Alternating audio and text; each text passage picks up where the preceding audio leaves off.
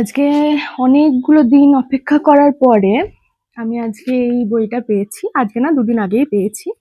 আজকে আমার পড়া শেষ হলো এই বইটা। কাল থেকে পড়তে শুরু করেছিলাম, আজকে শেষ হয়ে গেছে। যেদিন থেকে এই বইটা পাবলিশড হয়েছিল তার সেই দিনই আমি এটাকে অর্ডার করেছিলাম, কিন্তু যাই হোক আউট অফ স্টকের জন্য আমার এত দেরি হলো এটা পেতে। তো এই বইটা পড়ে, মানে যারা পড়েছেন তারা জানেন, আর যারা পড়েননি তাদেরকে একটাই রিকোয়েস্ট করবো, এই বইটা একবার পড়বেন।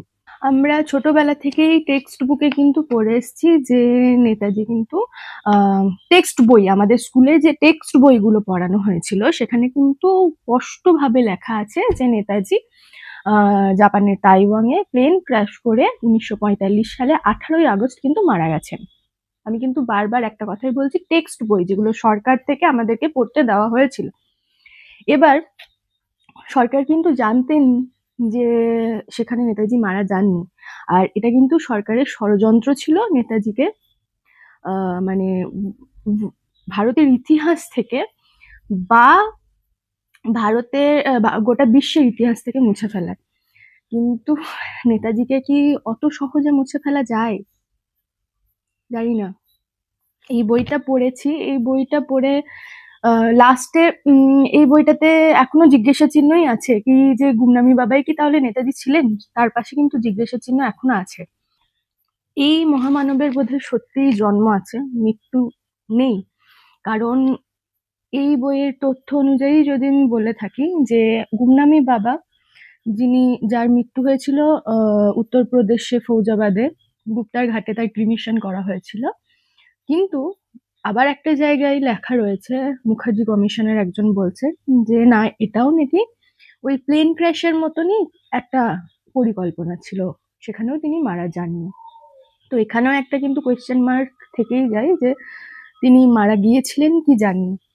কিন্তু একটা জায়গা থেকে পরিষ্কার জানা যাচ্ছে, বোঝা যাচ্ছে, মানে সবকিছু ধরতে পেরেও যেন ধরা যাচ্ছে না, ওনাকে যেন বুঝে ফেলেও বোঝা যাচ্ছে না, এরকম একটা ব্যাপার যে সবাই বলছেন উনি নেতাজি, ওনাকে যারা যারা দেখেছেন, যারা যারা গেছেন সবাই বলছেন উনি নেতাজি, এবং তার প্রুফও রয়েছে।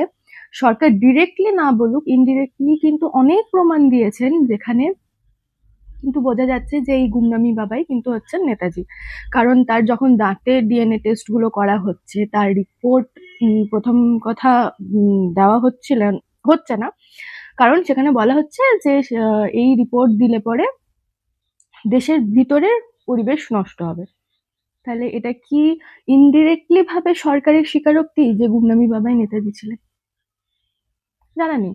যদি তাই হতো তাহলে আজকে একটা কথা বলুন তো, তিনি সবকিছু ছেড়ে দিয়েছিলেন, 40টা বছর তিনি ভারতে ফিরেছেন এবং একটা মানে গুমনামি জীবন বহন করে গেছেন। এত বড় ত্যাগ, এত বড় জায়গা থেকে নিজেকে সরিয়ে নেওয়াটা, এটা বোধহয় উনি বলেই সম্ভব। আমরা সাধারণ মানুষ বা ওই যারা তখনকার সো কল্ড পলিটিশিয়ান, তাদের পক্ষে এগুলো সম্ভব নয়, কোনোদিনই সম্ভব নয়। তারা শুধু রাজনীতির নোংরা খেলায় মত্ত। যেই জায়গাতে সুভাষচন্দ্র বোস একটা নিজের গুমনামি জীবন কাটিয়েছিলেন, সেই জায়গাতে গান্ধীজির কার্যকলাপ তো আর কি বলবো, তিনি তার নিজের ব্রহ্মচর্য পরীক্ষা করছিলেন। কিছু না, এক একটা জায়গা মানে এত হিট করেছে এই জায়গাগুলোতে। এখানেই পড়ছিলাম, এই বইটাতেই পড়ছিলাম যে তিনি যখন উত্তরপ্রদেশে ছিলেন তখন এক ব্যানার্জি পরিবারের সঙ্গে তার খুব ঘনিষ্ঠতা তৈরি হয়েছিল, এবং সেই পরিবারেরই বৌমা ছিলেন রীতা, রীতা ব্যানার্জি নামে। এবং তিনি কোনো এক সময়ে তার সঙ্গে তার খুব ঘনিষ্ঠতার সম্পর্ক তৈরি হয়, তারা যাতায়াত শুরু করেন সেই পরিবার, এবং তাকে গুরু হিসাবে মানতে শুরু করেন।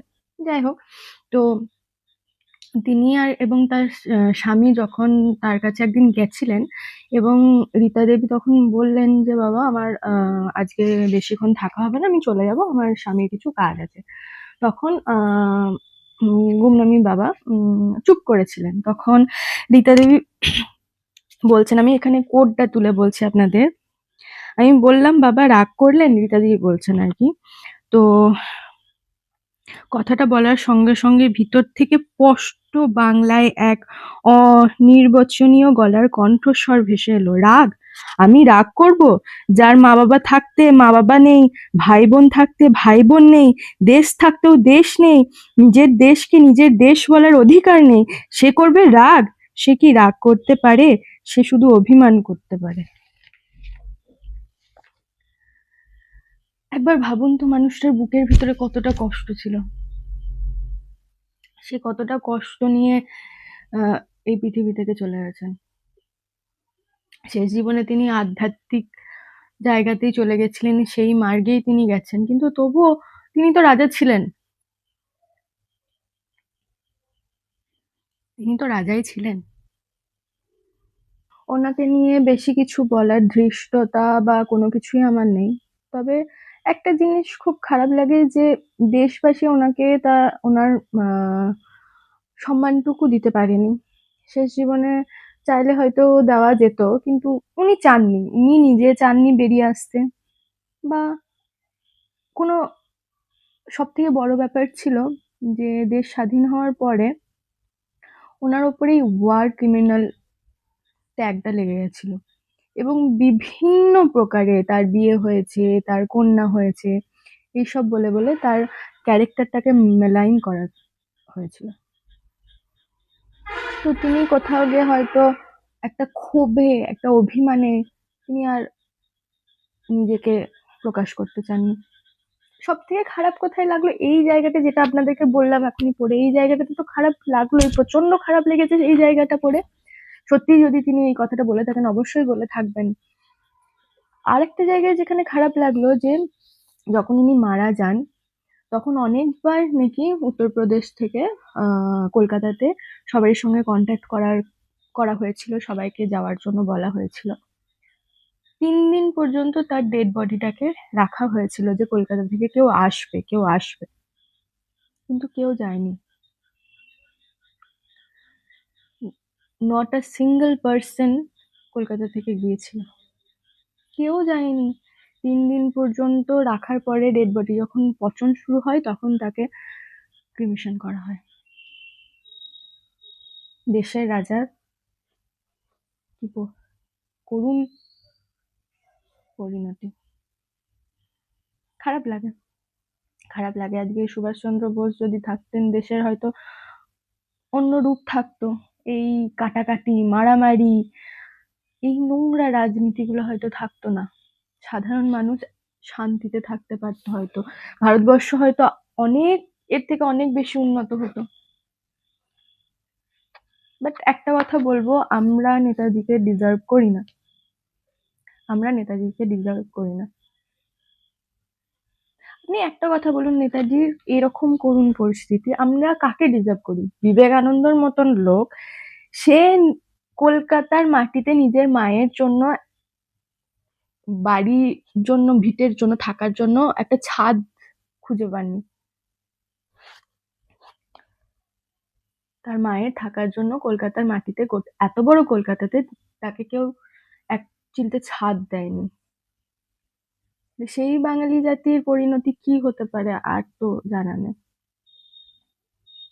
সেই বাঙালি জাতির পরিণতি এই ধ্বংসই, এই যে আজকে ধ্বংস দেখছেন গোটা পশ্চিমবঙ্গে, এই ধ্বংসই। কিছু বলার নেই। বইটা পড়লাম, আর কুণাল বোসের উদ্দেশ্যে বলি অসংখ্য ধন্যবাদ এই বইটা প্রকাশ করার জন্য। এই বইটা প্রকাশ করে অনেক কিছু জানতে পারলাম, আর আমি জানি অনেকের কাছে এই বই আছে, আর যাদের কাছে নেই আমি রিকোয়েস্ট করব তারা এই বইটা পড়ুন, পড়লে পরে অনেক কিছু বুঝতে পারবেন, অনেক কিছু জানতে পারবেন।